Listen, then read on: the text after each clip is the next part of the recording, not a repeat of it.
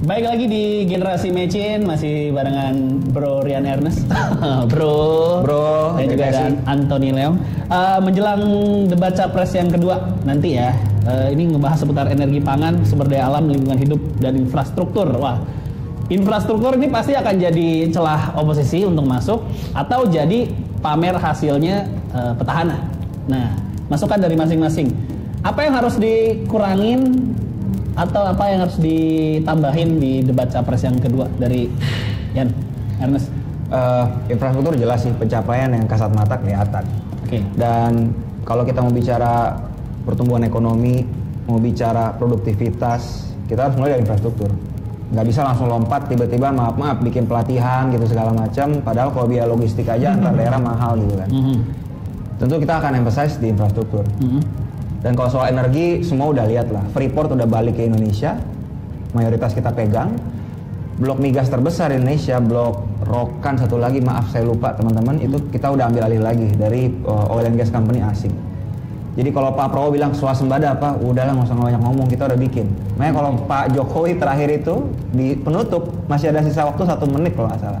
Beliau nggak pakai, saya nggak mau banyak ngomong, nggak mau banyak cerita, langsung sisihkan baju, clear.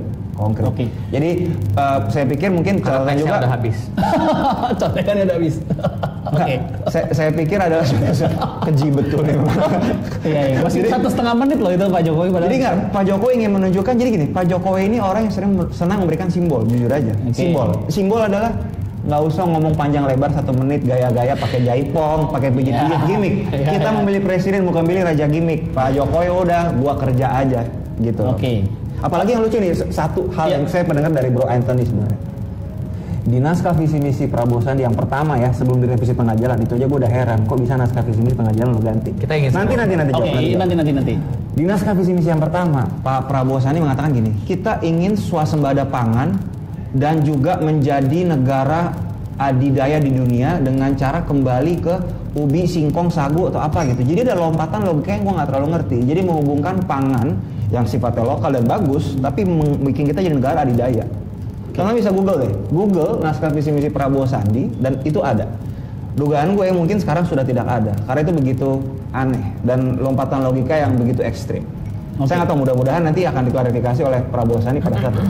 Oke, kalau celah infrastruktur yang kayak perlu ditanya, beberapa waktu lalu Pak Yusuf Kalla justru membuat statement infrastruktur jalan LRT yang di tol ya, itu terlalu mahal. Tiba-tiba itu keluar dari mulut Pak Yusuf Kalla itu soal infrastruktur, Des. Itu akan jadi celah nggak kira-kira? Tentu, jujur gua nggak tahu detailnya Pak Jika ngomong apa, jujur karena berita begitu deras. Karena satu kilometer itu 500 miliar, nanti kita kasih headline-nya di sini ya. Itu keluar dari pemerintah sendiri dong. Ya. Itu kan akan jadi celah banget tuh untuk membahas infrastruktur. Masa pemerintah sendiri nggak tahu soal anggaran? Dan saya pikir itu harus digali oleh teman-teman oposisi. Harusnya. Karena kemewahan oposisi adalah misalnya gini. Ada peta nih gede, kita udah bikin progres di 70%. Yang 30 oposisi ya. sorot 30% dan harus, that's the game. Kita nggak akan baper kalau itu. Menurut lo kemarin kurang nggak untuk ngebahas si celahnya itu? Masih bisa nih harusnya nih. Iya, jadi itu benar. Gue nggak tahu mungkin nanti punya problem, tapi menurut gue ini masih agak jab-jab dikit gitu ya. Jadi belum betul-betul yang kalau MMA belum yang kayak udah jiu-jitsu submission gitu ya. Yang pak gitu ya, gitu ya, hammer punch belum ada. Tapi juga ya nggak usah terlalu tensi tinggi juga gitu, karena kadang kita berdemokrasi suka baper. Kayak gue main tadi bisa ketawa-ketawa santai, tapi kadang kan kalau lagi teman-teman di grassroots ini kan easily swayed ya. Betul. Gitu. Ton, apa yang perlu ditambah di debat capres yang kedua? Untuk perlu dikurangin mungkin. Untuk tema debatnya ini ya, soal tema debat sama infrastruktur, sumber daya alam, lingkungan hidup. Ya kita kalau boleh saran sih biar Pak Kiai harus ditunjukkan juga dong. Oke. Harus ditampilkan juga. Kira-kira Pak Kiai ngomong apa soal infrastruktur nanti? Nggak tahu ada konten nggak? Oke. Ketika bicara presiden wakil presiden ini harus saling mengisi. Ya. Pak Prabowo dengan karakter yang punya gagasan yang sangat besar. Oke. Pak Sandi bisa mengeksekusi hal ini dengan konkret. Ya. Jadi saya lihat ini dua kombinasi yang sangat luar biasa. Beda jauh sama dengan Pak Jokowi dan Maruf Amin yang memang Pak Jokowi sangat dominan, Pak Kiai Maruf mungkin diberi porsi yang sangat sedikit. Kalau nanti pemerintahan ini akan lanjut, kira-kira itu akan terjadi nggak di pemerintahan? Makanya kalau di kita insya Allah ini akan menjadi dua insan yang luar biasa. Lu jangan berita bohong mulu. Nah, gitu loh. Bentar. Jadi kita ini bicara bangsa, bicara negara. Ya. Jangan ada tumpang tindih barang ini.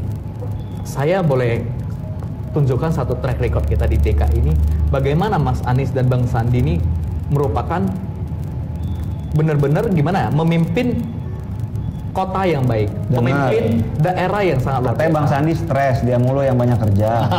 Ini hoax nih, hoax nih. Ayo nih hoax nih, warga DKI ini harus cek nih, bener gak? Ini jangan info dalam, Bos. Ya, nanti kita bahas soal Kita kan DKI. dulu bekas Nanti di kita bisa balai satu kota. segmen lagi ya DKI ya. Ini nih menjelang cepat capres kedua. Ya kalau dari Prabowo Sandi Masih apa ada yang perlu segmen ditambah? lagi. Kalau Prabowo Sandi yang perlu ditambah, kami terus tetap sudah menguasai konsep visi misi Indonesia Menang, bagaimana infrastruktur ini harus memang bisa membuka lapangan pekerjaan. Bagaimana mengelola infrastruktur ini tanpa membebani banyak utang negara. Saya kasih contoh Bang Sandi, makanya kita bicara ini sudah punya track record, bro. Jadi Bang Sandi ini udah develop tol Cipali yang dimana tidak membebankan utang negara triliunan itu barang. Bang Sandi utang boleh dong, utang Dia juga. memegang saham berapa persen di Nah, perusahaan itu? saya nggak, itu Iya, kita jadi terlalu di detail. Tapi bukan kita punya perusahaan track record. Kita sudah punya track record di tol Cipali. Bagaimana kita akan implementasi hal ini ke nasional, hal ini ke pemerintah, dan ini sudah kelihatan semuanya. Jadi, insya Allah infrastruktur yang akan kita bangun dan infrastruktur yang akan kita lanjuti ini untuk masyarakat kembali. Bagaimana pembukaan lapangan pekerjaan, bagaimana mau mendongkrak pendapatan UMKM di seluruh Indonesia bisa bertumbuh dengan konsep infrastruktur yang akan kita gagas 5 tahun ke depan. Oke. Tapi saya mau nanya pertanyaan iya atau tidak ya. Perlu nggak debat capres kedua pakai kisi-kisi dari KPU? Nggak perlu. Nggak perlu. Nes? Antara nggak perlu atau perlu? Iya dan maksudnya- tidak aja. Oh iya dan tidak. aja. Nggak perlu. Melihat debat capres yang kemarin? Perlu. Perlu, tetap perlu ya? Biar masyarakat bisa dapat hal yang lebih dalam daripada cuma jawab ngawang. Oke. Siap. Kita mau nutup nih, saya mau nutup seperti moderator ini ya. Bisa ngasih apa ya, apresiasi terhadap lawan. Oh iya, harus. Yang kemarin tidak terlihat dari kedua capres ya. Kita harus kasih, bro. Iya. Apresiasi. Oh iya. Gua akan kasih. Ya udah, lu nggak kasih nggak apa-apa. Karena lu oposisi. Gua baru mau ngomong, gua baru apresiasi. Makanya kita sayangkan kemarin, Pak Jokowi yang punya waktu sangat banyak tidak memberikan. Oke, makanya saya mau nanya. Kalau Pak Prabowo ini kan kebetulan memang ya udah gagasan kita udah terlalu ini gitu loh. Oke, terlalu ngawang. Kalau kemarin Pak Jokowi kira-kira ngasih apresiasi, Prabowo akan ngasih apresiasinya kemarin. Kalau ada waktu, insya Allah ya. Saya aja mau kasih apresiasi ke Ryan sekarang. Oh, Saya aja oke. mau duluan. Kompetitif. Sweet deh, sweet. Si Jepang sekali. Si Jepang tuh si Indonesia. Si Jepang. Nggak tahu gue. Oh, Oh iya, si Indonesia. Indonesia aja deh. Lu menang. Oke, Tony dulu ya. Oke, dulu. Lima kata ya, kata untuk Prabowo dulu deh. Lima kata Lima kata. Nggak penuh gagasan, Gagasan. berkarakter, Berkarakter. berkepemimpinan yang kuat, negarawan, bangsa, negarawan, visioner. Harusnya beliau muji Pak Visi. Jokowi. Abis itu. gitu. Lima kata untuk Pak Jokowi. Kalau chef Pak Jokowi baik atau positif nih? Iya, baik atau positif kan sama. kan penilaian. Penilaian. Penilaian. Apresiasi dong, apresiasi. Kita butuh apresiasi. Tapi apresiasi berarti harus positif. Positif dong, positif. Ini kan yang kemarin gak ada di debat. Incumbent rasa oposisi. Incumbent rasa oposisi. Belum. Ini belum terlalu positif nih. Income rasa oposisi, ya katanya merakyat, Oke, hampir positif. katanya tuh. santun, tapi sekarang udah menyerang. Oke. Semua negatif nih. Apresiasinya ya, Iya, iya. ya Oke, merakyat dan santun ya, katanya. Oke. pelan-pelan mau merangkul yang inilah apa namanya, pelan-pelan mau merangkul yang Islam lah. Ya. Rian Ernest, 5 kata untuk Pak Jokowi dulu. Namanya juga oposisi. Gak ada apresiasi sama sekali. Ada dikit Ada merakyat sama santun. katanya. Oke. Barat. Pak Jokowi 5 kata ya? 5 kata. Bersih. Bersih. Kita di Pak Sandi kan bicara perusahaan di Cipali. Pak Sandi itu komisaris Duta Graha Indah. Masuk dakwaan KPK. Oke. Bersih. Keluarganya aja jualan martabak. Ya, Bersih. Merakyat, jelas merakyat. merakyat. Bersih merakyat. Pengalaman, ini yang paling mahal. Pengalaman. Gak ada gurunya pengalaman nih. Oke. Semua juga bisa ngemeng, bos. Kerja nyata, udahlah jadi 5 kerja nyata gitu. Kerja dan nyata. Kerja dan nyata itu ya. Oke, 5 kata untuk Pak Prabowo. Dan Sandi ya, Prabowo Sandi. Prabowo Sandi. Oh, jadi sepaket lah, sepaket. Sepaket ya, Prabowo Sandi. Pintar,